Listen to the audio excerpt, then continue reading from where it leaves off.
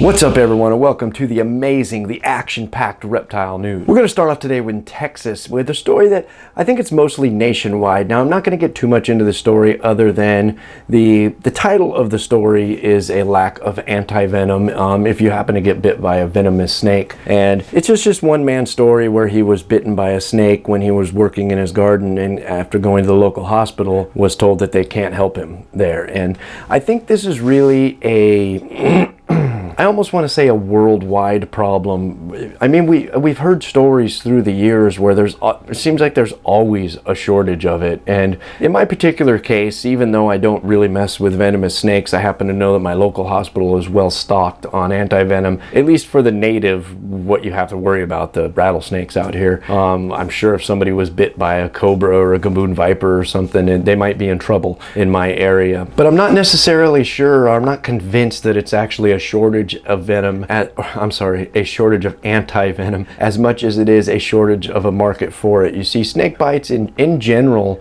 you know, when you compare them to auto accidents or falls from a ladder or whatever, generally speaking, the stuff you would be seen in the hospital for are a fairly rare occurrence, and that just makes the market kind of flat for it. So I'm sure it's out there, it's just not made very much because of the low call for it. And I seem to remember, I'm going to have to look up the story. I seem to remember us talking not too long ago about, was it in Mexico? A place that made coral snake anti-venom that was actually shutting down, and I believe, if I remember, don't quote me on this, but I believe it was due to the market, which I guess all in all for everybody's pocketbooks could only be a good thing, because when I did used to work with wild rattlesnakes, I actually researched what it would cost had I taken a bite and had average treatment for that bite, and it was absolutely unbelievable.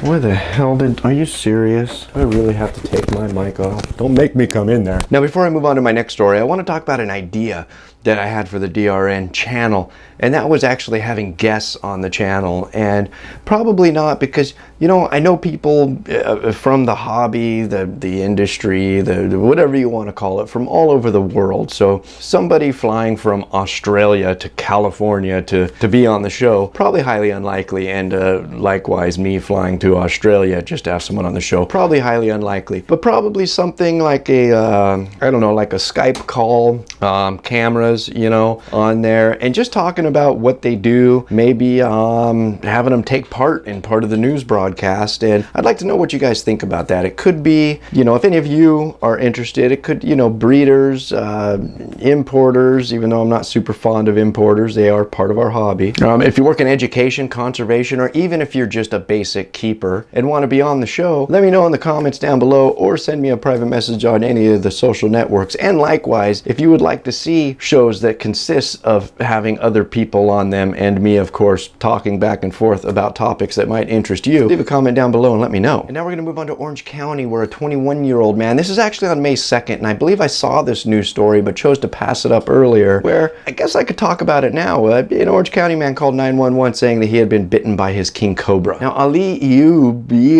I'm sorry, I can't pronounce your name, I'm just going to say Ali, apparently attempted to drive himself to the hospital and made it part of the way, at which time he decided to pull over and wait for emergency responders to get to him. And while he was being treated for this by animal service workers, removed 30 snakes from his house. They did find 18 venomous snakes, 16 non-venomous snakes, a caiman, 2 turtles, 5 chickens, 8 chicks, 4 quails, 4 fish, 1 cat, and a dog at his residence. And oh my god, I've got like 8 chickens, a dog, and like 4 snakes, and my daughter has a few fish and 1 snake, and I find it so hard leading a normal life trying to keep up with just that. I couldn't imagine. I mean, obviously this guy's pretty hardcore in this hobby. Now, I'm not 100% sure what the law is in North Carolina on venomous snakes, but I did read a portion of it, and I'm not going to say anything's right or wrong with this story because I don't really understand the law there 100%. It seems that owning, transporting, possessing, selling, buying venomous snakes there is okay from what I'm reading from the law, but don't quote me on that because I haven't read the entire law. And now we're going to move on to Massachusetts, where Rattlesnake Island is just a big topic of debate lately, it seems. And what they're saying is because of the endangered status of the eastern diamondback rattlesnake that they want to plant. Okay, Rattlesnake Island.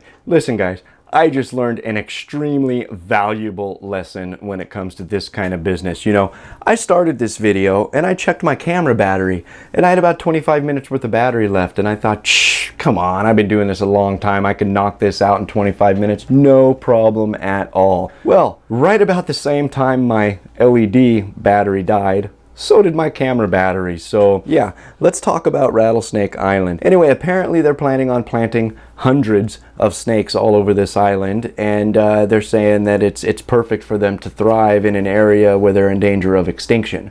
And obviously, I mean, not because common sense was used, but obviously the public were kind of outraged about this, and they were worried about the rattlesnakes swimming to Boston and killing people or whatever they're concerned about. Now, biologists said that's just not gonna happen. And I got a lot of respect for this politician. He is my new hero, and that is Governor Charlie Baker. When he had mentioned during a press conference that I bet you guys would you know, love it if we were putting a bunch of fluffy bunnies on this island. Where a reporter responded, well, why couldn't we save fluffy bunnies? They're cuter, and snakes are ugly, and so on and so forth, or whatever. Then Governor Baker proceeded to say, I can't believe I have to protect snakes against you people. And he also said, which is what I got, and I don't know this guy from anybody else, but just what he said during this press conference, and he told them that we can't pick and choose which endangered animal we protect, which is absolutely 100% true.